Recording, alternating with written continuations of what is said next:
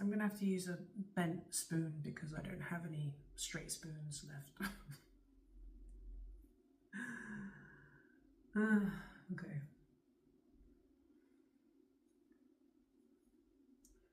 Okay.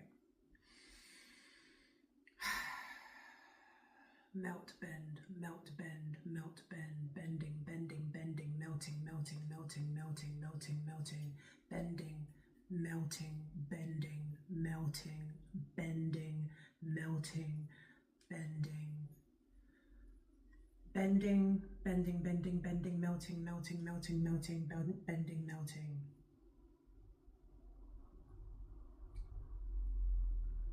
Okay, not bad. And then after you've practiced this a bunch of times, you want to move on to a fork and try and bend the tines, the separate tines, and a knife. My son can do a knife. And then try doing it just with your mind, right? Not touching it. I mean, I'm just a beginner, so I have not practiced this much at all. You can just think, bend, melt, bend, melt.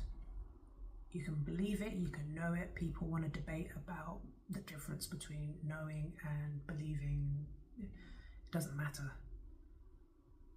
And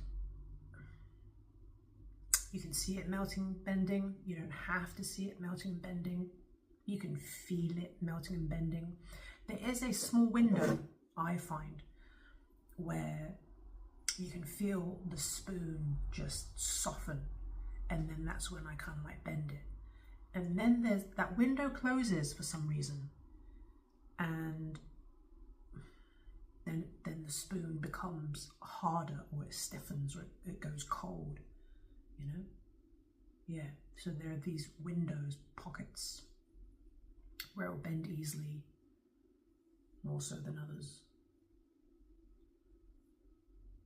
But I guess this is just as a beginner, and then you want to eventually be able to bend it with just your mind. And there are people who do that. I'm not able to do that yet. I need to practice a lot more.